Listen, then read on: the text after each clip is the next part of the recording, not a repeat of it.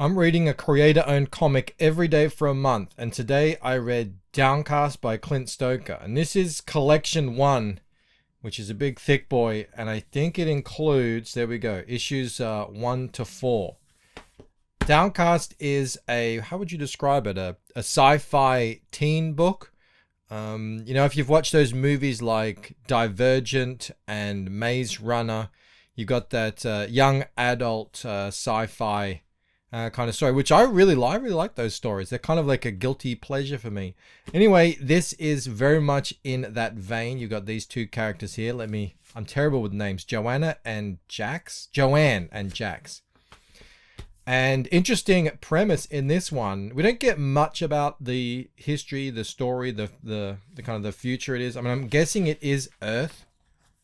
I don't know if that was outlined, but you can see here, look, there's no ground. So they live in STRATA, which is a floating city. My guess is that, Earth, it's a kind of apocalyptic or something. Maybe there was a nuclear fallout. Maybe that was described here and I'm just forgetting. But I don't think they actually get into it, really. But essentially, there's this substance that allows them to essentially control gravity. And so they live up in this. This is where basically civilization lives now. There are people down on Earth, but as far as I'm aware, it's kind of like a prison planet now. It's just like a wasteland, like Mad Max down there. So you've got, the civilized people, quote unquote, living up here. I'm going to say that's Joanne there. Now, the story starts, we learn very quickly, you've got these guys. What are these guys called? Dead runners? Anyway, they're like religious fanatics. There are people who, they kind of worship this character called the Mother. Again, we don't really learn much about her, or even if she's real. It's sort of religious. It's kind of like a cult. They have a sort of religious, extremist, fervent bent for kind of purity to do with the anti-gravity stuff. All you need to know is that they're fanatic and they want to steal this thing here. So that orb is what's basically keeping the whole city upright and stable. Joanne and Jax are but lowly window washers, and they're working any job they can because they need to raise money because their father was wrongly convicted of a crime and sent down to the surface. So they're doing whatever they can. They get caught up in the middle of these fanatics stealing the orb, and they end up with the orb. I'm going to skip forward a little bit here. And basically now they are in the middle of a situation that goes all the way to the top. This guy here is a senator, and he is kind of like, he's a bad guy pulling the strings of the extremists. He's an extremist himself. And you got journalists. It's a very corrupt society. The police, the journalists, the politicians are all in on this corruption to essentially, keep power up here, up top, and send anyone they don't like down into, the wasteland. My kind of feeling is that Clint is that's kind of the theme of the story. It's a very kind of pro-liberty, anti-corruption sort of feeling story. But really what I want to get to is, they're caught up now in this world of, in this conspiracy. And they essentially figure out that they can use this orb as leverage to get their father basically, retried or have his conviction overturned or something. It all involves two journalists. That's a journalist there. That's a journalist there, and that's the politician.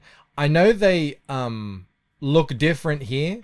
The art style is very, I would say it's very it's very quickly drawn. It's very loose.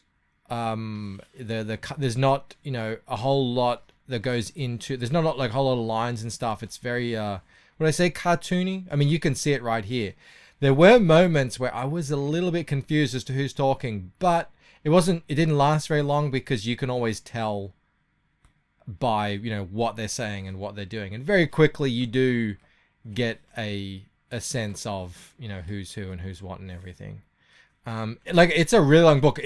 If I did this whole video on this, we're already into 5 minutes. I don't think I'm going to continue going through the story, but essentially, you know, I'm just do like maybe a bit of a quick flick through. You know, they're on an adventure now there, and it's here like you got these two guys. It's like, okay, who's who? But you very quickly, you know, remember just by what they're saying and everything. And yeah, that's the basic setup. So now they're gonna have to use the orb, and parts of the orb, because apparently you can break it, and even small parts of it will allow you to have anti-grav powers. You know, they're sort of like, I guess there's kind of like superheroes now, you know, because they've got a special power.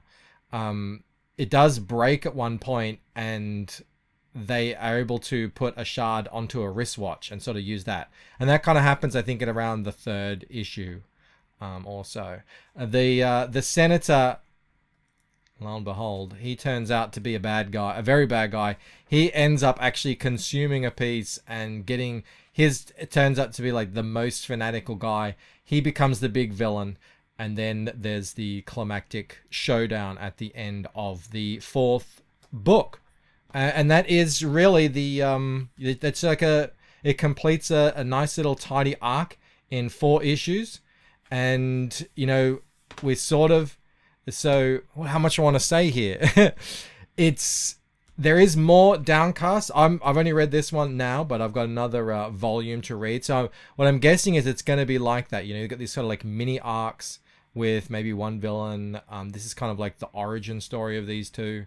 And, you know, now it's still, as far as I'm aware, it's still a very corrupt city.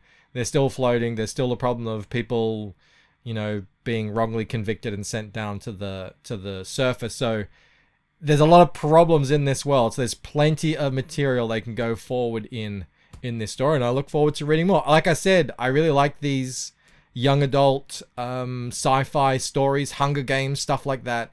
I'm a big fan of the genre. So great work here by Clint and the team.